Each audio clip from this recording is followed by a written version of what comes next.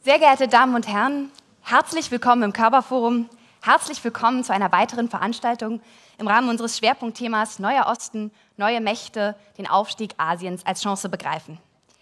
In diesem Jahr beschäftigen wir uns hier in Hamburg mit unterschiedlichen Akteuren der chinesischen Zivilgesellschaft.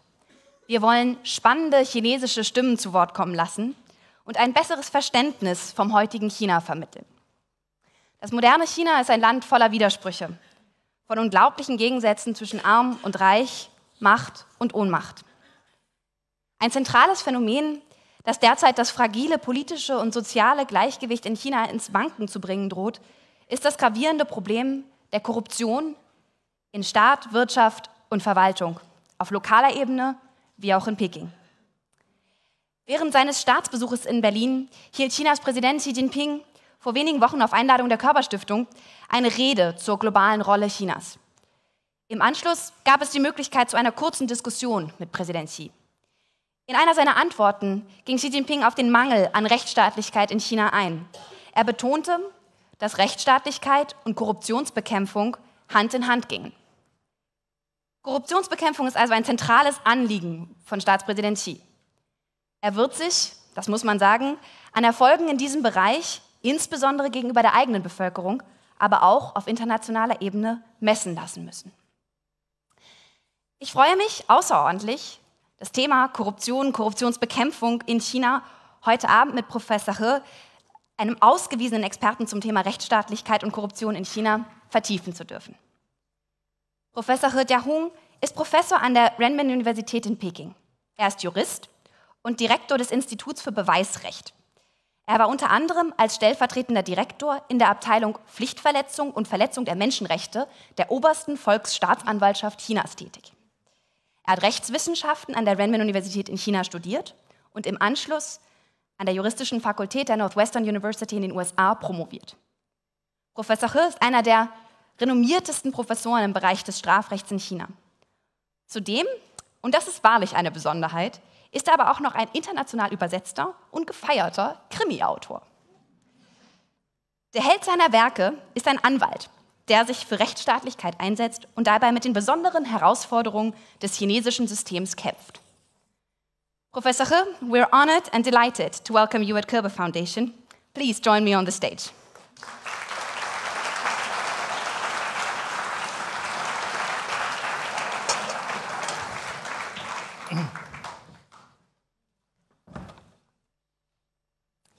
Professor He, in preparation for today, I read an interview with you, and you argued that you owe it to your wife that you have studied law and become one of the most prolific jurists in China.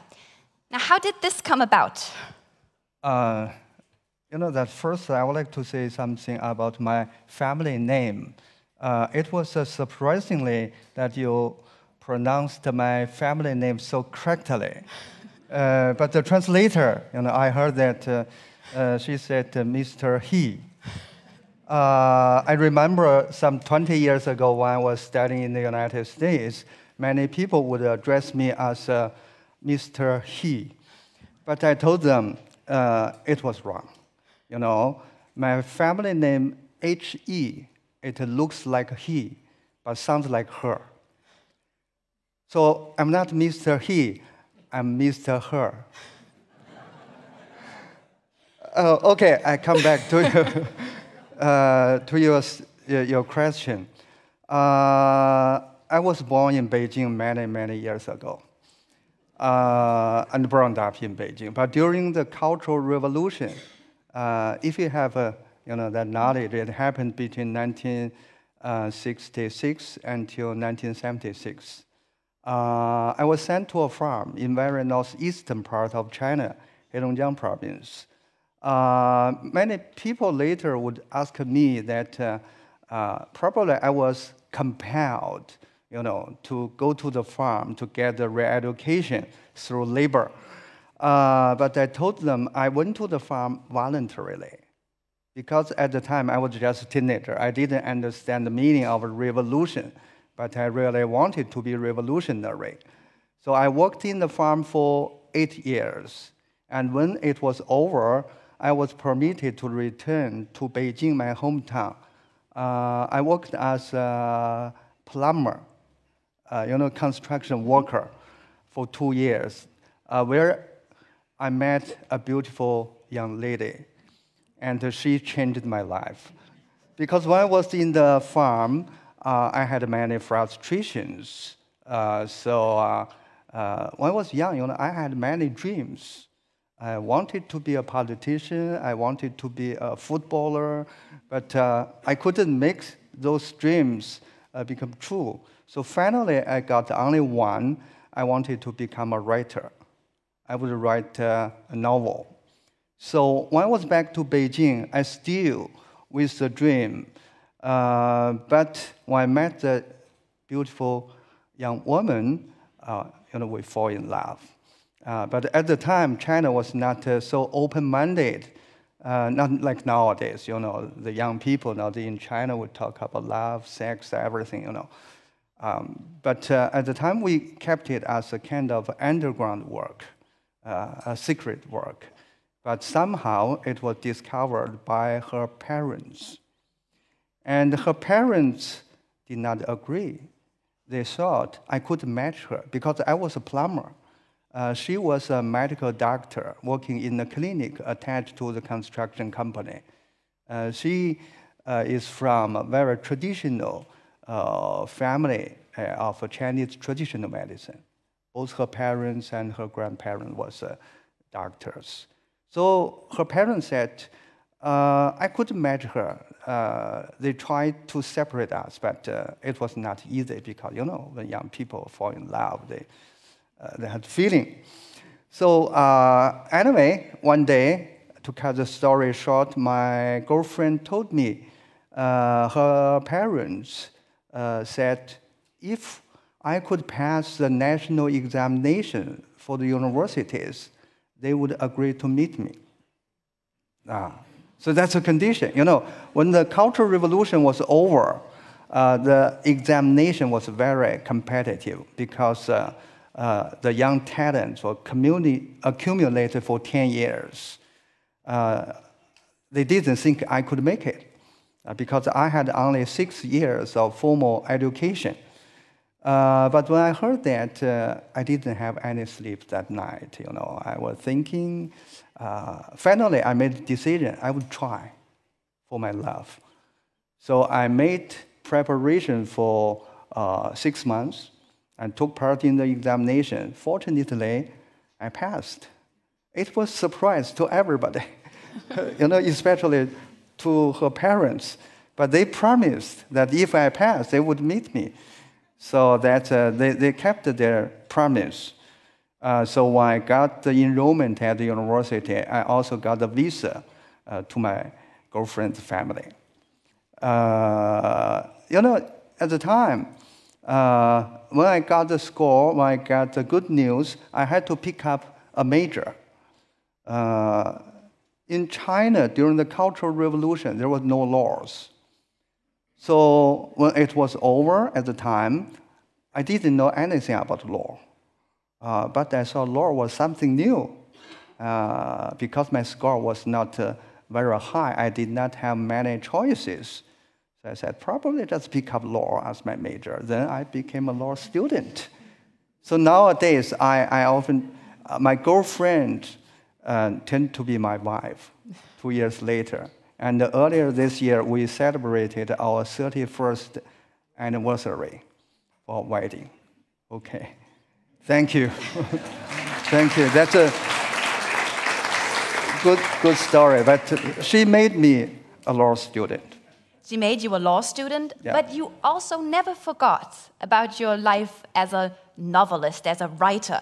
So you are living a life between law and literature, and you have always wrote fiction novels on the side to your academic career. Maybe you can tell us a little bit about the main character of your crime novels. Hong Jun, the lawyer and investigator, has a great desire for justice and a PhD in law from Chicago. Yeah.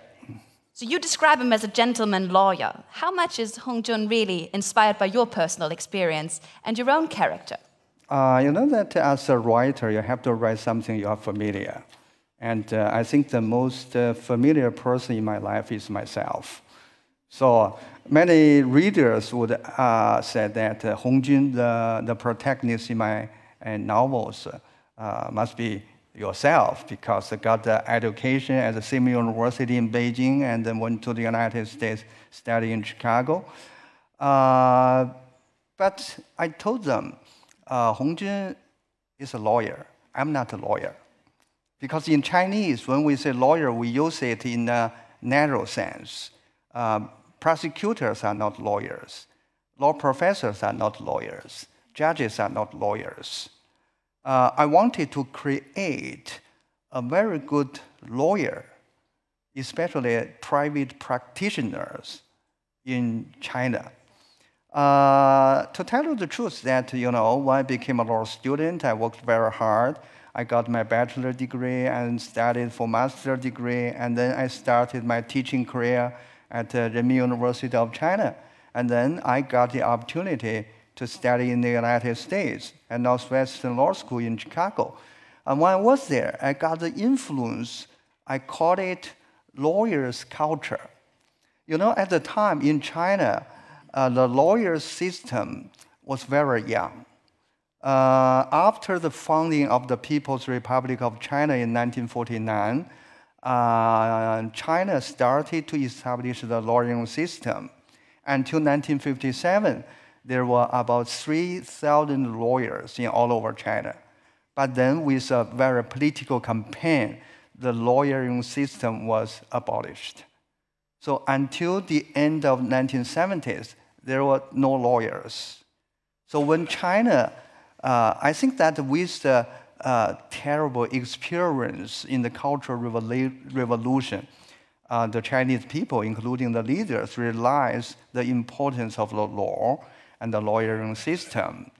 So until 1990, when I was first to go to the United States, there were just about 20,000 lawyers all over China. And lawyers played a minor role, in the legal work. But in the United States, that's very different. Lawyers play a very active role, not only in the courtroom in criminal trials, but also for promoting the rule of law, the protection of human rights in the society. And also, some lawyers became bestsellers of novels in the United States, like Scott Turow. So with that influence, when I was back from the United States, I wanted to write novels again. So since 1994, I wrote my first novel. And in 5 years, I wrote one novel each year. So I published 5 novels in Chinese. And I created a very noble lawyer. Sometimes people will say, it's not true. Do we have such a good lawyer in China? I said, we may not have that now, but we will have that in future. So how do you think that with your novels about Hong Jun, you can shape the discourse on law and lawyers in China? Do you write these books to exert some influence also on the public? Because with law books, most of us would say you can read a crime novel, but you cannot read a law book for fun. Right. That's really so. Is that the intention behind this? Yes, I think especially the law books in Chinese, they are very boring. Although I'm a law professor, I have to admit that. But so that's why I write novels. On the one hand, I wanted to realize my dream when I was young. So on the other hand, I wanted to use novels to promote people's awareness about the importance of law, especially the spirit of rule of law. So for each of my novels, in fact, there is a theme in the law. For example, my first novel is about wrongful conviction in criminal justice, that miscarriage of justice. And my fourth novel, I think that's a very close link with today's topic, is about the corruption. In fact, I wrote that novel when I was teaching at City University of Hong Kong between 1996 and 1997. And that year, it was the first time for me to read, the CPI of Transparency International, the Corruption Perception Index. Transparency International started to publish the list of CPI in 1995. At the time, the figures were not available in mainland China.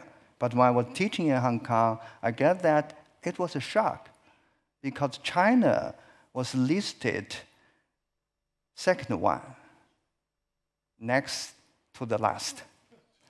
Although, at the time in 1995, we Chinese people would say, corruption was a big problem, those corrupt officials were bad guys. But I didn't expect that China was that bad, I think for that year, the last one was Indonesia, but there were only 41 countries and the regions were on the list in 1995. So then in 1996, when I was teaching there, also I learned from the experience of Hong Kong. Before going to Hong Kong, I read some books and also watched movies, TV plays. It would say that, corruption in Hong Kong was also very serious, especially among the police officers, the cops. They were just, get hand in hand with the mafia, But when I got there, I found it was quite different. Situation in Hong Kong, it was in 1996, before Hong Kong returning to China. The situation was very good.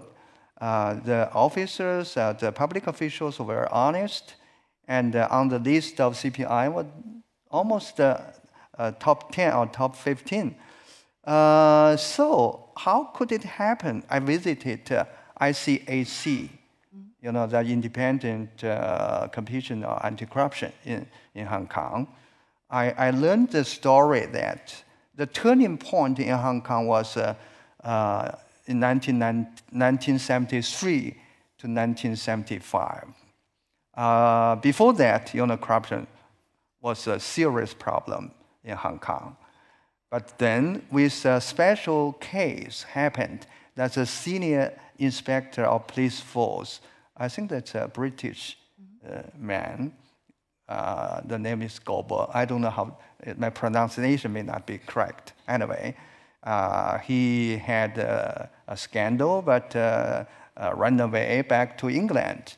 Hong Kong people were very angry and went on streets, and the governor took him back and then started the campaign against corruption. But with that campaign, the police officers were not happy.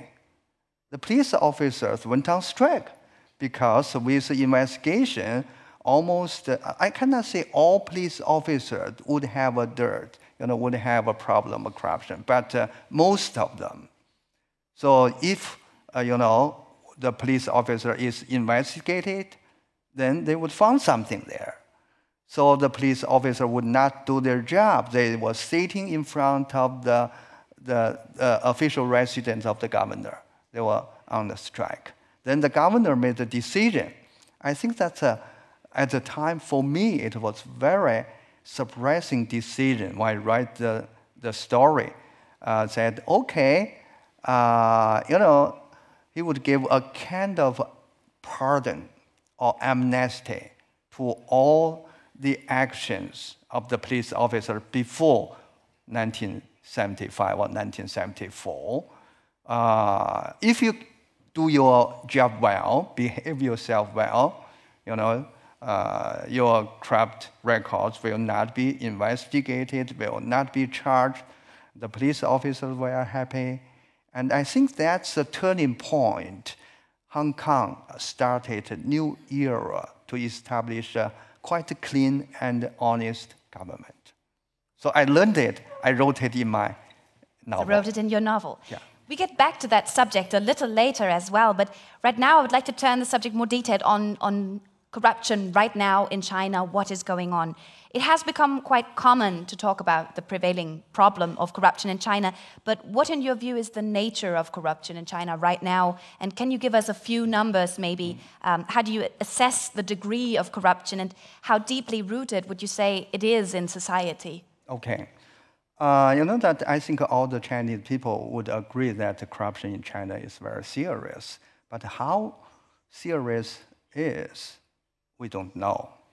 You know, in criminology, we have two ways to make assessment. One way I call it objective assessment, that based on the numbers of cases happened in the society. For example, let's take a murder. So if we say how many murders happened in Hamburg last year and how many murder cases happened 10 years ago, then we can make assessment about the situation of the crime. In China, in last 10 years or even more, each year there were about 30,000 or 40,000 public officials are charged with the crime of corruption. That's quite a large number. But are those cases, all corruption cases happened in China? The answer, of course, no. Because, you know, this is a very difficult job for objective assessment because corruption is not like murder. Generally speaking, for murder case, you would have a corpse, you know, someone report. So it's very difficult to cover up a murder case. It could happen sometimes, but not a big number. But for corruption, especially bribery, you know, there is no direct victim. Probably the victim is the people or the state. But, you know, someone gave the money to the public official in exchange for some benefit. No one would report that. So the corruptional cases discovered only a part of the cases really happened. And how many really happened, we don't know. Some people in China estimated that because it's very difficult to discover the corruption. So they say probably 50% of the corruptional cases have not been discovered. And also another is, you know, even someone report, or like a whistleblower, you know, but it's difficult to collect sufficient evidence to prove. So we may estimate that probably 50% of the reported corruptional cases have not been sufficiently investigated or get sufficient evidence. And another difficulty is that, you know, in China, the relationship in the society is very complicated. And the public official would have a very good network of those relations. So even someone is charged, you know, with evidence, probably with someone say no, in a very powerful position, and then the case will be dropped out. So people would estimate that probably 50% of the cases with the investigation then will end up with no punishment.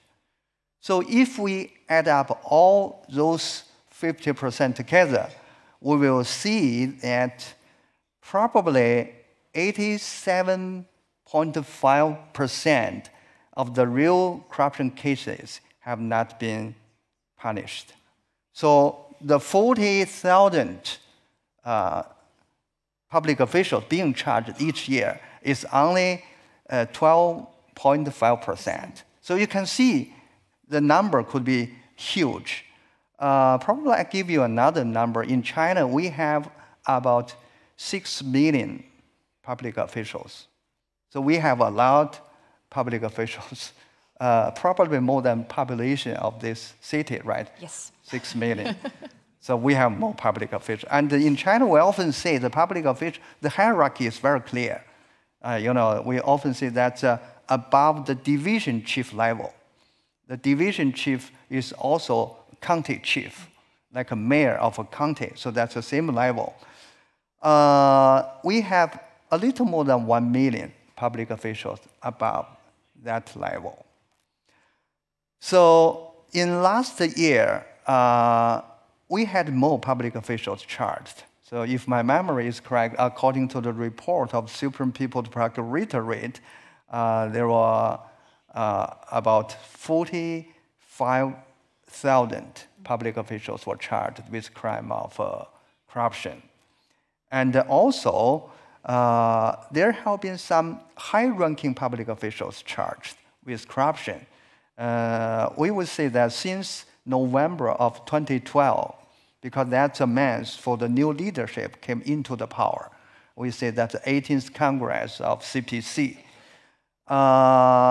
there have been 26 high-ranking public officials were charged with corruption. The last one was just happened the day before I came to Germany, the May 4th, 26. That's a vice chairman of People's Congress of Chongqing. Also, he was the former deputy mayor of Chongqing. So when I say the high-ranking public official, that's above the minister level or the governor level of the province. So you can see that for just a little more than 1 year, there have been 26 that high-ranking public officials charged with corruption. But the problem is probably there are more high-ranking public officials are corrupted, but the case have not been discovered or prosecuted in whatever way. So this is all part of Xi Jinping's new campaign against corruption. The campaign has targeted, as you said, very high-level officials, but it demonstrates also both the extent of corruption and the failure of the party to address the problem in the past. So while prominent names have emerged in the discussions, has this really benefited the problem, or has it gotten better? Or has this investigation against high-level officials, has it only a minimal effect on the overall problem? Maybe you can elaborate a little bit on the Bo Xilai case, because it was very public in Europe. The case was actually made public here, or other cases that are pending, such as Zhou Yongkang or Gu Junshan. Those are the big ones, the big names, the big tigers that Xi Jinping is currently addressing. Okay. For some of the cases, probably you know more than I do, especially for Zhou Yongkang's case. That this afternoon I watched TV. That BBC had a special report on Zhou's case. The journalist visited his hometown, and there were a lot of rumors about that. I would not talk more about that case. I think that one thing I forgot to mention is about the corruption in China. I talk about objective assessment. There is another way, is a so-called subjective assessment. A typical one is by Transparency International. In past 10 years, China is not the worst one on the list. Last year, China listed number 80 among 178 countries and regions with a score of 40. The full score would be 100. So China was in the middle of the list. But the problem is the nature of corruption. In China, it is not individual corruption. It is not just because those corrupt officials were very bad guys. It is institutional corruption. And also, it is social corruption. Because there are something wrong in our system, in our institutions. And it is not just the corruption happened in public sector, the public officials. In private sector, we could also see, the corruption, the corporations, even the internet, the hospitals or universities. Some leaders of the universities are corrupted. So the nature is institutional and social. Then there must be a special way to deal with the problem. We have to fix the holes in our systems. Talking about Bo Xilai's case, last September, I was invited to participate in international conference on anti-corruption in London. And also when I was there, I was invited to the studio of BBC to have an interview because it was the time of Bo Xilai's trial. Bo Xilai was a very high-ranking official. I think he was one of the 3 top officials who have been charged with corruption. He used to be the party chief of Chongqing, and the other 2 was former party chief of Beijing, and also the former party chief of Shanghai. They were also the members of Politburo of the ruling party. Bo's case was broadcasted somehow alive through Weibo, so it was a very high-profile trial. I think it was good for promotion of transparency of a judiciary in China. But for anti-corruption, I don't know how to say that, Anyway, I think Bo Xilai was not the most corrupt official. He did have something wrong, Some people say if you served as a public official in China for more than 20 years, how can you be very clean, You would have something there. So there was sufficient evidence to prove his guilt for taking bribe and embezzlement and abuse of power. So there was no doubt about that. But it was a kind of political struggle. So for Chinese people, they would say this is a very high-ranking officer. That's a political struggle. And in China, there is an old saying for 1,000 years. They say, for political struggle, the winner is a king, the loser is a thief. So sometimes, anti-corruption may be used for political struggle. For common Chinese people, they are more interested about the corrupt officials at the lower level. Maybe we use the term grassroots level of the government because they would deal with them, like the head of the village, the head of the township, like a section chief, those. Mm-hmm. Can you say a few words maybe about what we listen here, that the parallel systems that you have of investigations? Because Bo Xilai's case was not a regular investigation case, and many of these high-profile cases are not with the regular investigators, but they're with party investigators. So what does that mean? What are their special capabilities? What can they do? What can't they do? And what role can lawyers or can the general law system play in kind of working with that special system? Okay, according to Chinese law, the investigators for corruption cases, or in Chinese we use a broader sense, that's occupational crime by public officials, including taking bribe, embezzlement, abuse of power, and infringe on human rights. Because I served as a part-time high-ranking public prosecutor at Supreme People's Court, as a Deputy Director General for the Department of Anti-Dereliction of Duty and Infringement on Human Rights. So according to the law, those prosecutors are investigators for those cases. But in reality, especially the high-ranking public officials' cases will be handled by what you mentioned, the party's investigator. We call that the party's disciplinary inspection committees. They are part of the ruling party, CPC, and they are playing the very important role in fighting corruption in China. Because many cases will be first investigated by them. There is a rule, if the suspect is a high-ranking official, as I mentioned, that's above the vice minister level or vice governor level. Even the prosecutors got the clue, got the evidence, they could not investigate the case. They would turn the case to the party's disciplinary inspection commission. So the party's disciplinary inspection committee would investigate the case first. They would have their own rules, although I would say that's beyond the framework of the law, because they just according to the rules of the party. But that's very powerful, because they are directly or semi-directly under the central committee of the party. So for those cases, for Bo Xilai's case, that's a very typical one.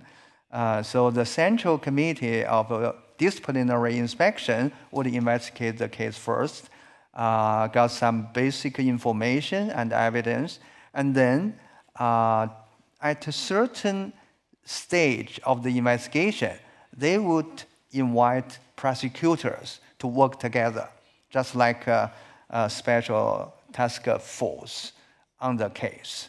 And when they got all the evidence, or they thought they got sufficient evidence to prove the facts, then they would turn the case officially to the People's Procuratorate or prosecutor's office that frames the work and then institute the prosecution.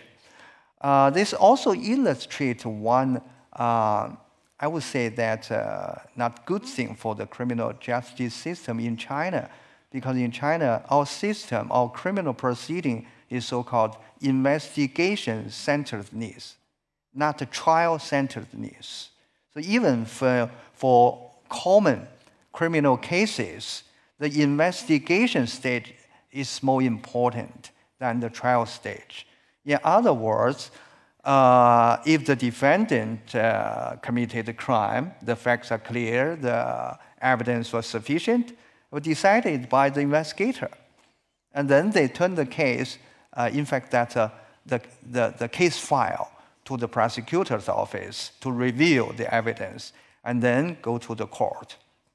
So the court trial is just kind of a nominal procedure. It's not a very decisive stage for the proceedings.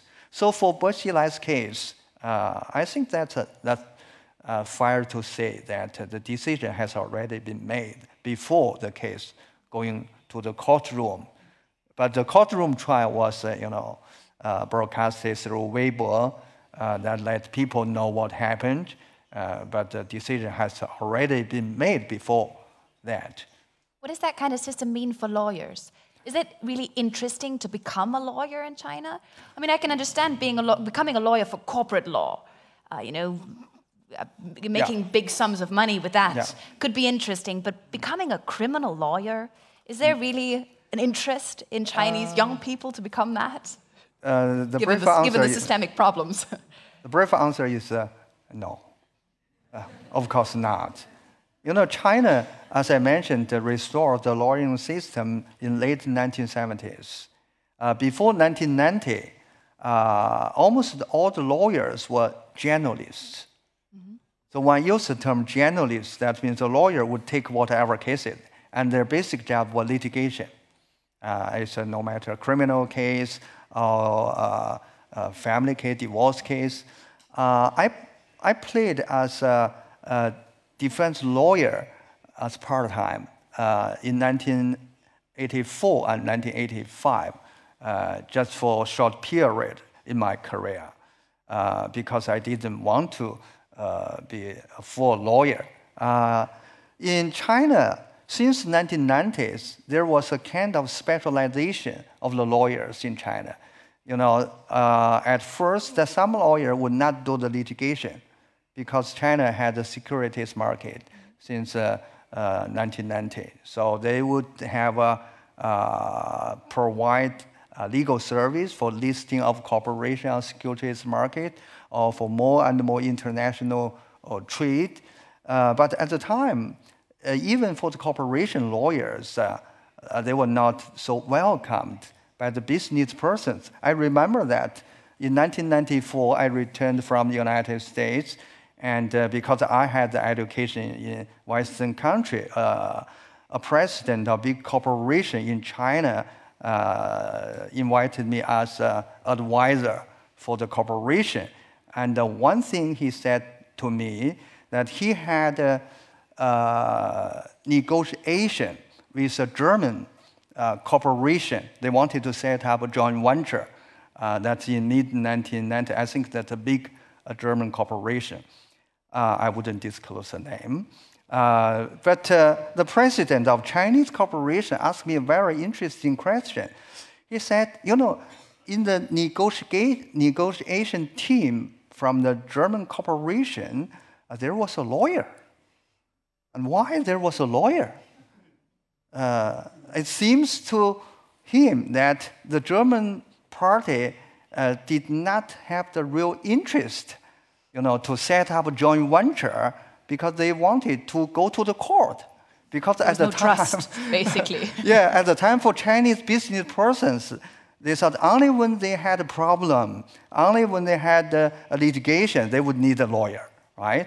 So I explained to him that, I said, in Western countries, you know, in modern state of rule of law, it's quite common to have a lawyer being involved in the negotiation for contract. So there's nothing wrong with that. But then, you know, more and more lawyers in China would take the non-litigation legal service. So international transactions, international business, only part of the lawyer would still do the litigation. And among those, not many of them would like to take criminal cases. So this is a big problem in China now. The criminal defense rate by lawyer in China is very low, just about 30%. 30%. And you know, in big cities, in eastern part of China, like Beijing, there are more lawyers. So if you go to the very western part, underdeveloped areas, the defense rate would be much lower. So one problem is the lawyers would not like to take the criminal cases, not just considering the money. You know, some criminal lawyers could be very famous, you know.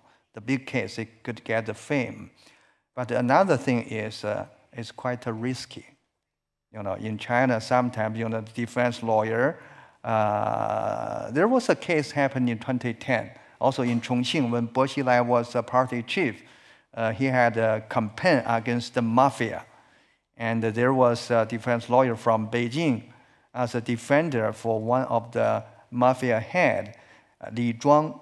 But then he was prosecuted. The defense lawyer was prosecuted and was found guilty for the offense. One is, you know, to induce a witness to give false testimony.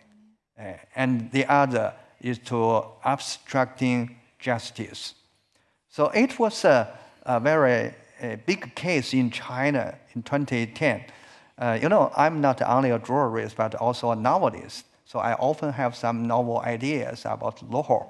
So in 2010, when the case was finished, the second instance trial, that's the final conviction, I organized a jury trial on the internet.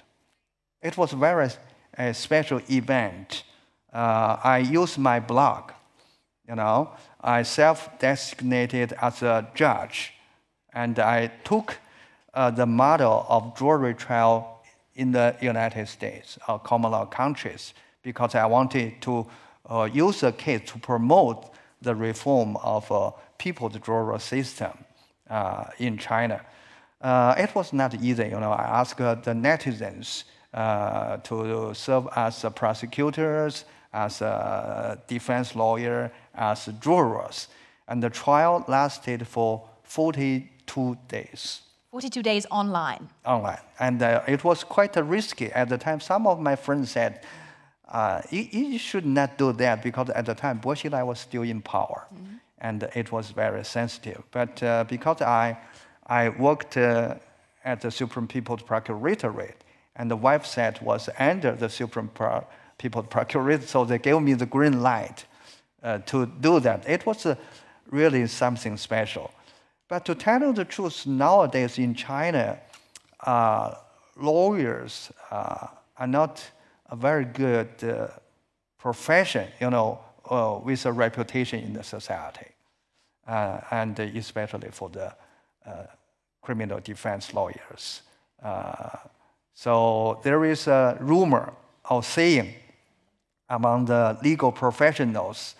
They will say that to the law students, if you want to practice law, my advice is don't work as a lawyer.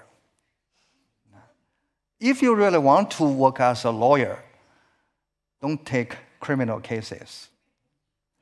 If you're really interested in criminal cases, don't take testimonies. That means don't take a witness evidence. If you cannot resist all those temptations, you should go to the detention house by yourself. So that's kind of a saying. So we've talked about corruption, we've talked about deficiencies in the Chinese legal system, we talked about weaknesses of lawyers and other deficiencies. Now let's turn to possible ways to address the problem of corruption. How can the problem of corruption be addressed more fundamentally? Mm-hmm. What can be done? What should be done? Maybe can we return to your initial idea that came to your mind in Hong Kong? How about an amnesty, a general amnesty for today's Chinese officials, to just kind of give them a fresh start so they can start over again, clear out the filth, and from now on start building a proper system? Would that still be an idea that you think is possible, not only in the small city limits of Hong Kong, but also in the vaster area of China and proper? Yeah, I think the first thing we have to make a good assessment about situation of corruption in China. As I mentioned, it's institutional corruption, it's social corruption. Since 2008, some of our scholars try to promote the so-called Sunshine Law, to ask public officials to declare their family property openly to the society. In fact, it started in 1994. In 1994, the Standing Committee of the National People's Congress put the Sunshine Law into their legislative schedule. However, they failed to make it into the law because there were many objections, especially from the public officials. So instead, in 1995, we call it the administration of the State Council and also the Central Committee of CPC issued an order to ask all the public officials above division chief level. I mentioned that, that's cutting land. So ask all the officials above division chief level to report their incomes annually. So since 1990, China have such a policy and have such a practice.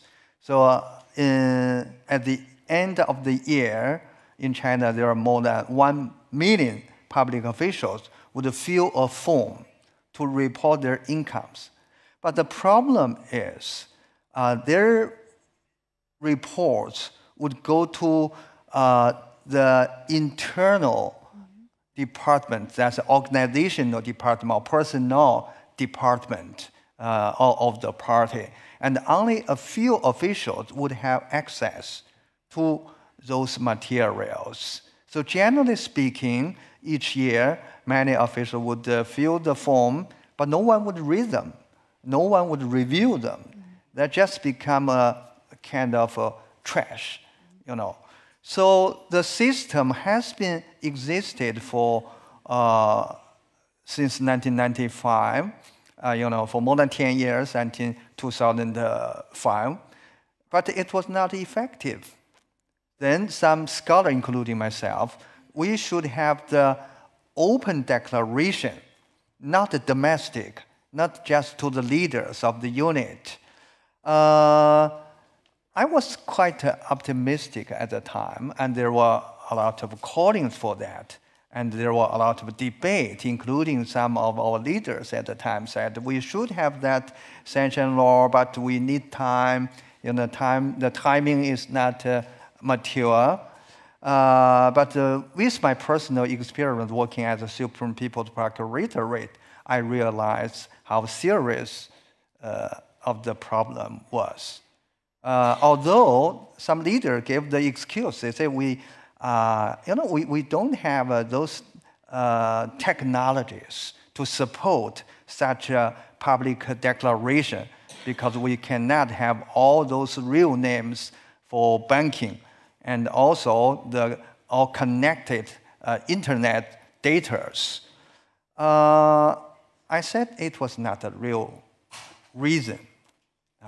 The real reason for not having such a sanctioned law being promulgated in China was that there were too many public officials who have family properties which are not proper to report. So that's kind of a greed income. We cannot say they are all briberies. There are different ways. But that's a problem. And that's a problem accumulated in China in the last 20 years and now 30 years. So with that understanding about the nature of the problem, I had an idea. So, based on the experience in Hong Kong, I said, we may have an amnesty. So in 2008, I wrote my first article on Legal Daily. That's a national newspaper on Legal Daily. The title for that was A Very Strange Dream to Give Amnesty to All Corrupt Officials.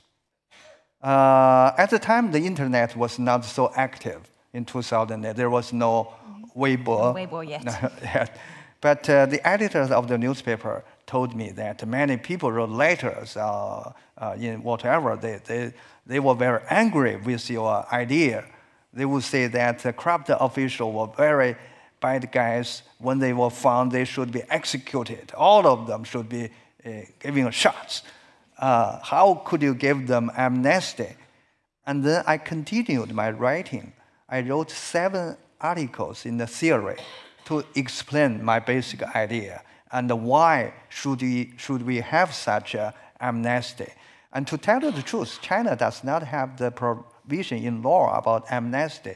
We do have we call it special pardon. So precisely speaking, my idea is a deferred investigation system. So that is, we may set up deadline. At the time, I would say December 31st of 2010. Ask all public officials to declare their family property, not personal, their family property to the public. If they made such declaration honestly, and then would not commit any further corrupt offenses, all their declared properties would not be checked, would not be investigated, in the sense that got special pardon.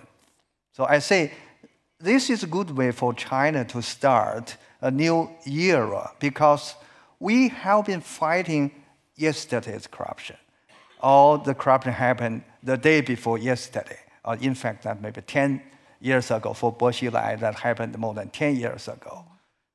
But people should give attention to today's corruption and tomorrow's corruption. We should make a change to give more importance to the prevention of corruption, not just focus on the accumulated corruption happened in past 30 years. And another problem is we admitted that there are so many corrupt officials. How can you investigate all of them? How can you punish all of them? So if we just give them a special reason,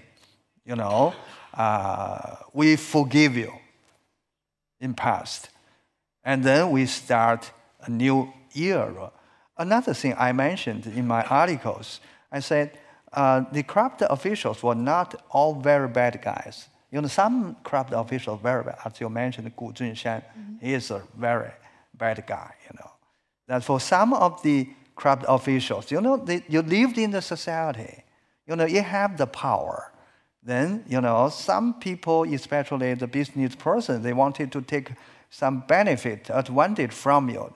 So they would have many, many different ways to give you the bribe. I have some colleagues or schoolmates, I think they were quite talented in legal study, but somehow they became officials. Not many people would be suitable for public officials. And then years later, they found with the crime of corruption. I would say they were not bad guys. They were not even as bad as I am. We are not noble persons. We are all common persons. In China, when I was young, we got used to the saying that 99% of the people in our society were good persons. All Chinese people were good persons, only a very small number of bad. I believe in that at the time when I was young. But later on, when I was growing older, especially with the changes in Chinese society, we would find now in our society, there are not many people are really good persons. And on the other hand, there are not many peoples who are really bad guys. The great majority of the people are just common people, the social people. So if the system is good, if the social environment is good, people would do good things. If the system is bad, the environment is bad, people would do bad things. So for those corrupt officials, including some leaders of the universities, I said they just couldn't resist the temptation. Sometimes, just get a wrong thought for a moment. Then they walk into the wrong direction and became a corrupt official. We cannot say they were all evil persons. So we forgive them, just like to give forgiveness to some business persons. The original wiles was communicated in illegal ways, smuggling. It was very common practice. But forget the past. We focus on the future. So this could be more effective for fighting corruption in China. So we have seen that in China with the new leadership came into power. The shifting of the anti-corruption strategies in China, I sum up as three shifting. The first is shifting from focusing on moral education to legal regulation. Because in China for many years, the ruling party attached greater importance to moral education. Or we have a special term that's a political study. So all the leaders, you need to have some time to have political study. That to educate them, you should, for the ideology of the party, and you should serve the people. But for those studies, they would often say the good words, but they don't believe in that. They would act very differently. So the moral education has been failed. So now we turn to legal regulation. But it is not easy to say. We do have some good sense. We have new leadership in China. In China, we often say, since the founding of the People's Republic of China, there are 5 generations of the leadership. The first and the second generations of the leadership were basically military experts. They were very good at military struggle, and including the political struggle. And for the third and the fourth generations of the leadership were experts in the field of natural sciences, like engineering, technology, construction. So they were good for the economic construction. So that for those 20 years, China's economy developed very fast. Now we have the 5th generation. And this generation, we have seen more expertise in social sciences, including law, economics, and management. You know, President Xi Jinping has a doctorate degree in law, but it's not a real law. It's in the broader sense in Chinese. I think he studied some political science. But the Premier Li Keqiang was one of the first class of law students after the Cultural Revolution. He got a formal legal education, but then he got a doctorate degree in the field of economics. So I think this is important for the leadership.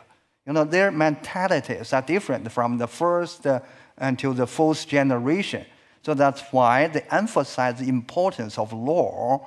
They say, as Xi Jinping said, we should put the power into the cage of law to have more regulation. But it is not easy. You know, saying is easy, but to make it in reality is not easy, because in China, one problem, you know, for the rule of law is people don't have the behavioral habit to abide by the laws, especially the leaders, the public officials. I just take one example. You know, Chinese people even don't respect the traffic rule. You have been to China, you know that. More than 10 years ago, there was a very popular story about the rule of law. It goes like this, that a Chinese young man went to Germany to study.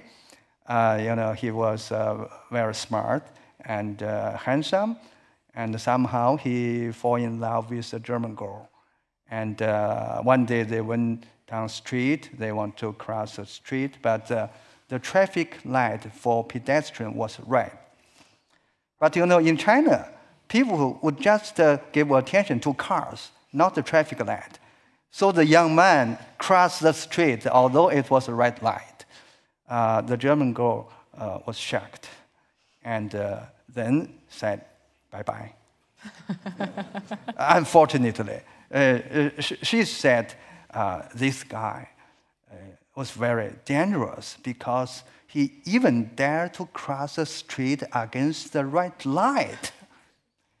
The Chinese young man was frustrated, but he focused on study. It was good for him, you know. Returned to China several years later and fall in love with a Beijing girl. And one day they went on the street, faced the same problem. You know, they want to cross the street. The traffic light was right, and there were no cars there. This time, the Beijing girl crossed the street without any hesitance. But the young man lived in Germany for several years. So he used to watching the traffic light. So he stand there. The Beijing girl was impatient, calling him, come on, what are you waiting? Waiting for the traffic light. The Beijing girl was very angry. Bye-bye. He said, this guy is useless. He even not dare to cross the street against the red light. So you can see this is different. In China, people don't have the behavioral habit to respect the rules. It will take time. Maybe one last question on the future, on the political system and on the political future, and what does that mean for the political system?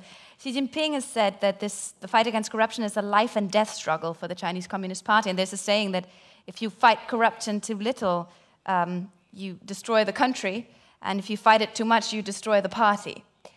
So, what do you think what is your idea about the future of the democratization process within the party? Is that helpful for the fight against corruption, or do you think that's just it's not really linked? Yeah, it was a dilemma that faced by the leaders. That's right. You know, in my novel about anti-corruption, originally I used the title "Vicious Cycle in Human Society." Because in China, for 1,000 years, we have seen a kind of vicious cycle. There were corruptions, and the fighting corruptions, then more corruptions, then collapse of the government. New government came to power, the situation would become a little better for a period of time, then corruption came back, and more corruption. So that's a kind of vicious cycle. How can the leadership in China now to go out of this vicious cycle? That's a big challenge. One thing is that we have accumulated many corruptions in past 30 years. So that's why I said my suggestion was to give amnesty. We just pass it. We have a new era. I made suggestion to some leaders, but some of them said to me, "You are a very honest scholar. Your idea is reasonable, but you don't understand politics." For political struggle, for politicians, they have different considerations. So this decision will be very difficult for politicians to make. It's easy for us scholars to say, to give amnesty. So they try to, as I mentioned, the shiftings. I just mentioned the first one. The second one is shifting from severe punishment to strict investigation. This we have seen. That, in China, we used to have the anti-corruption strategy, we call it to execute one and deter 100. So we did have the death penalty, even for very high-ranking public officials, including Chen Kejie, the former vice chairman of the Standing Committee of National People's Congress. That's considered as a state leader. He was convicted and given death penalty in 2000, and he was executed. So we even had the death penalty for corrupt officials, but couldn't stop the practice of corruption. Why? Because the investigation was not very effective. Because people would say that, let's say in one country, in China, although the punishment is so severe, but the clearance rate for criminal cases was not very high for those wrongful convictions. For those corruption cases. In other words, someone take a bribe or commit a corruption offense, probably there are only 10% chance he would be caught. So the severe punishment does not have very high deterrent force. So in other words, in some other countries, like European countries, you don't have the death penalty. Probably for the corrupt official, the highest punishment would be just 10 years imprisonment. But the clearance rate for those cases is very high. Probably someone commit the corruption, there will be 90% that chance he or she would be caught. So the deterrent force is greater than the severe punishment. Another thing is that another shifting, we're shifting from punishing corruption to preventing corruption. So we're shifting the focus on fighting yesterday's corruption to fighting tomorrow's corruption. Then we need to fix the loopholes in our system, including the political system. I think China needs a political reform, but I would say we would go gradually. For political reform, one important thing is democracy. In China now, people don't have the right to vote. In my opinion, people should have the right to know first. People cannot decide who will be the leader of the country. Even cannot decide who will be the mayor of Beijing. But I say that people should have the right to know how those candidates are selected, how are the decisions made. We should have more transparent decision-making process. And then furthermore, we may have a more democratic way for the election. I made the suggestion when I was a guest speaker at China Central Television. I said that we should have a so-called competitive election. Although according to the law, the president of China are elected by the members of National People's Congress, and the mayor of Beijing, the chief of a county are elected by the members of the Congress at each level. But for those elections, there is only one candidate. So the election is not meaningful. You see, there is only one candidate, so just kind of formality to go through. So my suggestion is that we should have a competitive election. We may go from bottom up. You know, if at the county chief level or the party chief for the county, of course, you know, the ruling party should have the power, you know, to submit the list of candidates. But you should submit at least 2 candidates for one office. Then give some meanings for the election. And then one step by one step, if in near future, we can have the competitive election for the president of the country. It will be a great progress we have made for democracy. In China, I don't think we should have opposition party because it's very dangerous. You know, we should have rule of law first. You know, if you look at the situation in Thailand or in Ukraine, you know, we saw the rule of law, you know, there. That kind of election, that kind of democracy will cause a mess in the society. Because in China, in our society, we don't have that, tradition.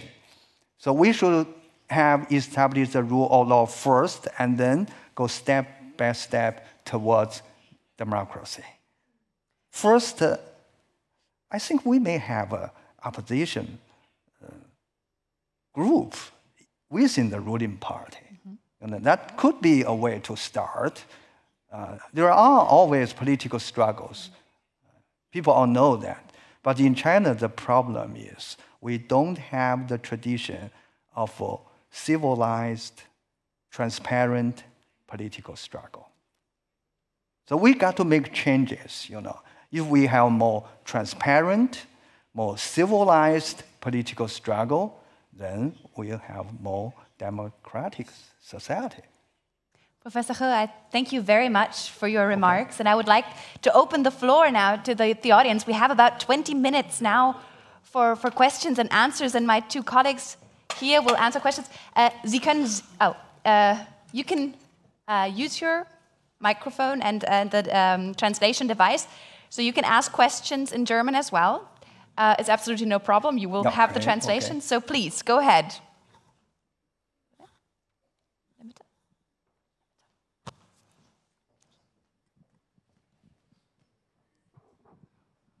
Well, one question and one remark. Question, would you dare to make a rough estimation what corruption means as a loss to the Chinese economy, percentage of gross national product? And secondly, one remark, an amnesty is an interesting way perhaps to solve the problem, but in our Christian religion we also have confessions, and nevertheless sins take place. I think if my understanding is correct, your question is about how corruption costs the economy, or how anti-corruption costs the economy. I think these are 2 questions. Corruption costs the development of economy. People would have different opinions. I'm not economist, so I don't know exactly how to estimate the loss in the development of economy by the corruptions. As a law professor, I would see that corruption that damages the society, damages the development of economy because there is no equal competition. That's a very important thing for the development of economy. all the individuals or all the corporations should have the equal treatment, should have the equality in the competition. But some people, use their special relationship, use their money, to buy some privileges or any benefit. It will damage the fair competition of the economy. Although some people in China would say sometimes, corruption would also help the development of the local economy. We get more investment. I don't know that. But also for fighting corruption, how would it affect the economy? And it is also a question. I remember that at the beginning of last year when Xi Jinping came to power, I was interviewed by some journalists from Western countries, including one journalist from WWD, because that's a women's wear daily. And they say that the leading newspaper in the United States in the fashion industry. I didn't know that newspaper before, but when I got the requirement, I said I was surprised. I'm not expert about the women's wear. I'm not expert about the fashion industry. So I said, what do you want me to talk? And that's a female journalist. She said, we want you to talk about the fighting corruption in China because our readers are very interested in fighting corruption in China. How would it influence the fashion industry in the world? Or the luxury goods production and the market in the world? We have seen that in China and also influenced in some other countries, including the very expensive the wines and other goods. So it may influence the development of the economy to one way or the other. But for the development of the market economy, we have to base on the rule of law. So we have to establish a fair competition environment. So this is good for the long run. Thank you for your question. There are more questions here. There was one up front.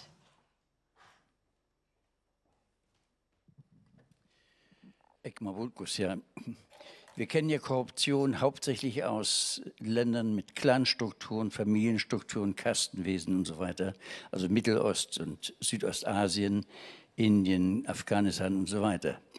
Im Gegensatz dazu hat China ja seit 5 Generationen eine Gleichschaltung mit einer kommunistischen Erziehung auf allerhöchstem moralischem Niveau. Und jetzt plötzlich ist die Korruption sogar sozialisiert, also nicht nur bei den Institutionen, sondern auch im privaten Bereich. Woher kommt das? Kommt das dadurch, dass die Öffnung nach Westen plötzlich dazu geführt hat, dass man reich werden kann? Oder ist das eine Rache an der Gleichschaltung über diese 5 Generationen? Denn das ist ja praktisch ein moralischer Höllensturz, von diesem hohen moralischen Niveau runter in eine verbreitete, bis in die Privatsphäre gehende Korruption. Was ist der Grund dafür? Oder gab es das vor hunderten von Jahren auch schon in China und es waren nur 3, 4 Generationen mal ein bisschen sauber? Okay, I think that's a very good question. I hope I have understand your question well. I know that in China when I was young, with education of the ideology of the Communist Party. To tell you the truth, I believed in communism truthfully when I was young. That's why I went to the countryside to get a re-education. Because at the time, we were told and we were totally believed that communism would be the best society for all human beings. You know that all people are equal. All people would get whatever you need. All people would do whatever you are suitable to do. So that's a really great society. But several years later, when I was working in the farm, somehow I thought I was fooled, not myself. We generation were fooled by the politicians. And there was some special event happened to make us to think that ways. And the more I know, the more I think about the ideology. Now I think probably communism is a good dream for human beings. But the problem is that human beings don't have that ability to establish such a society. Although it was invented, by people more than 100 years ago, 2001, I was in a delegation, visited Germany. I was in Trier. Is that the right pronunciation for the Trier? Yeah. Trier, the most city, ancient city, but it was also the hometown of Karl Marx. So the problem was that some people said we can make it real, make it a true society, although it's impossible. The problems in China, for those years with that ideology education, and also at the time people would have the trust to the leadership, to the government. But then with open up policy, people had more information. I remember that when I was young, I would read in the newspaper, I was told, we Chinese people were living in the heaven. The working class people in capitalist countries were living in the hell. And also sometimes we would see the photos or the pictures on the newspapers. For example, the homeless people in New York City at the Christmas Eve. You see that the working class people in the United States, even for their most important festival, Christmas Eve, they couldn't have shelter. They were true pictures. But then I knew they were only very, very tiny part of the true picture. But that was used for the propaganda. I remember that years later, it was in late 1970s or early 1980s, some of my friends, when we were, at the time we couldn't, our door was not open. It was not easy for us to go outside, not like nowadays. I travel here, that's very easy. But we opened the window. We could see outside world. And once I remember we saw a documentary film about the tall buildings in New York City and the expressways. I remember one of my friends said, wow, if that's a hell, I would prefer to live in the hell. So you could see the big change. So when we were educated, we all believe we all give the trust to the leaders, but then somehow you feel you're fooled. So people would turn from one extreme to the other extreme. Now in China, the problem is Chinese people, generally speaking, don't have belief. And they don't have the trust. So we have all those things happen, like corruption and other evil things. And before, with so-called moral education or political education, people will often say, you cannot be selfish. You have to criticize. During the Cultural Revolution, every morning we would report to Chairman Mao, and every evening we would report to Chairman Mao. I said, today I had some, thought in my heart, selfish. I criticize myself. I try to behave myself better tomorrow.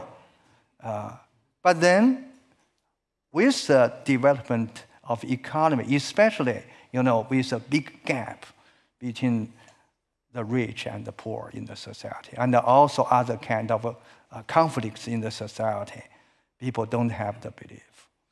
How to establish people's belief, how to establish people's trust, this is a big challenge, not just faced by the leaders of the government, it's faced by the Chinese people. Thank you for your question. Thank you very much. I think we have time for at least one more question. There's one over here. And when they're up, maybe we take those two together, then you have a last round of questions. Mein Name ist Ulrich Neukirch.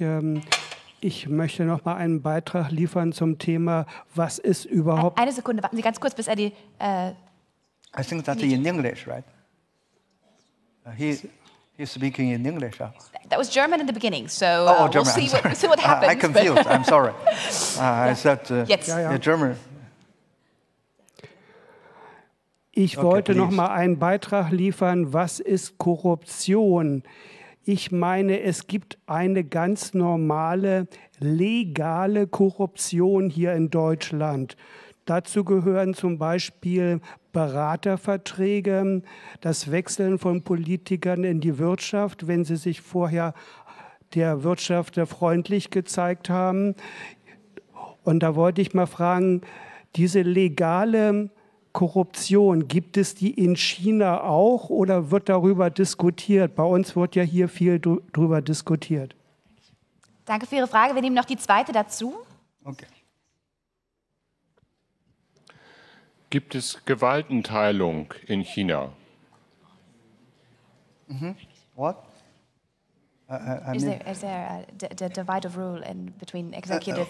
Is there a division of rule between the executive and legislative and judicative in China? Was the last question. Okay. Those are very tough questions. The first one is what was the first one? Is about. The first one was about a legal form of corruption. So government officials. Yes, what is corruption? In China, according to our criminal law, we do have a concept or definition, for corruptions. We have a different provisions in criminal law for public officials and also for officials working in private sectors. So that's, originally just you're using your power to exchange for money.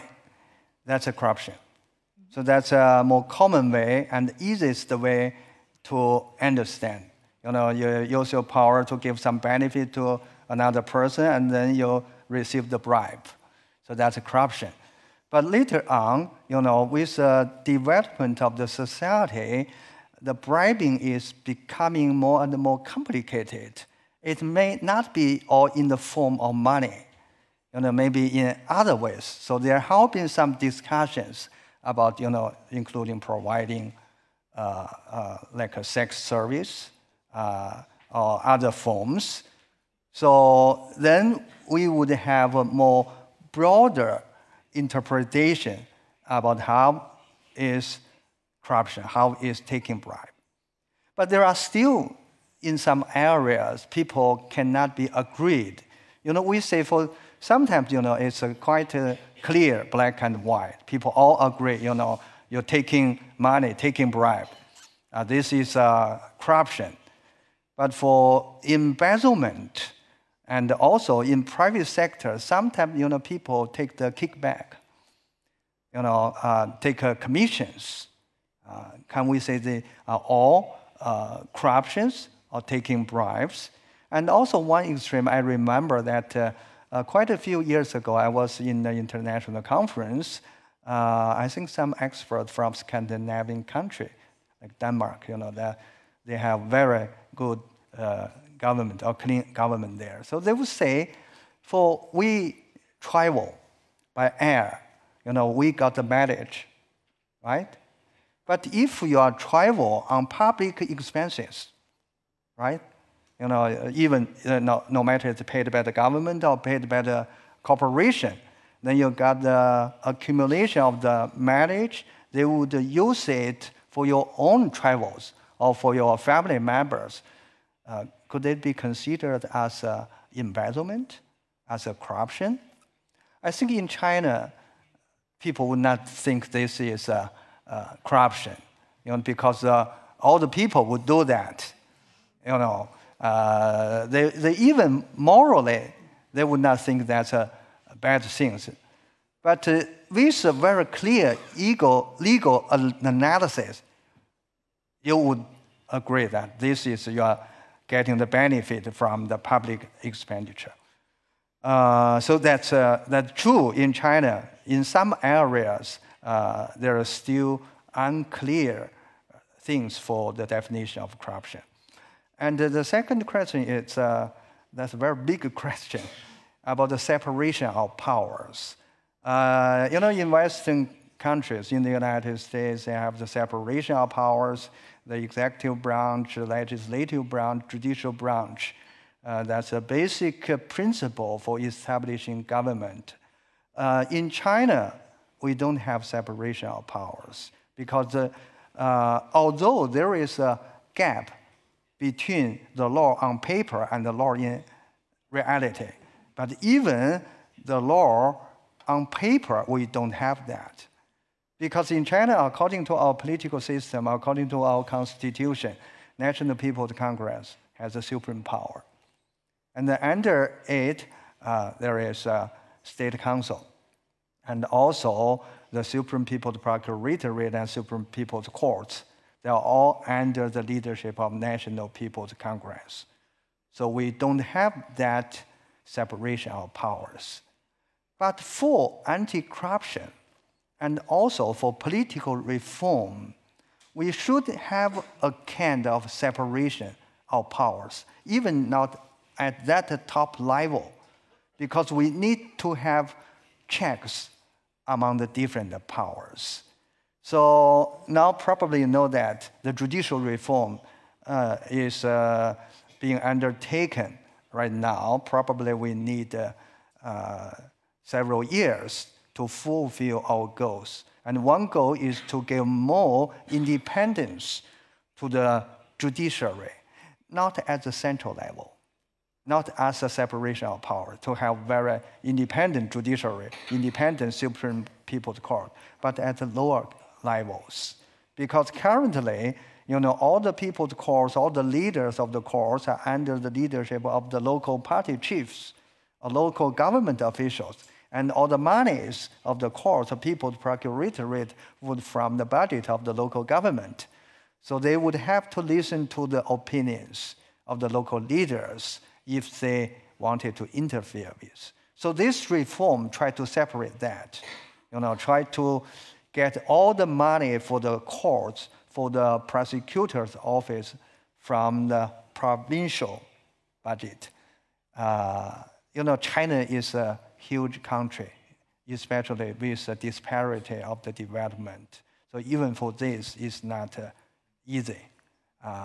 For all scholars, we would say, we hope that all the money, all the budget should come from the central government. But they say this is not easy.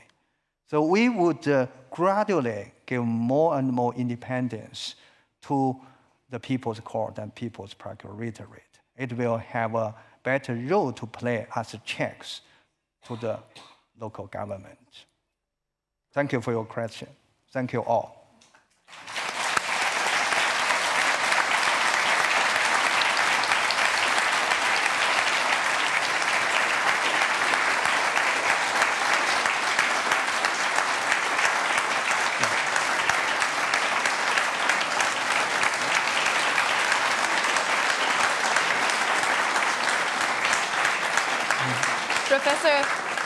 Professor, I think this round of applause tells you how much this has resonated with our audience.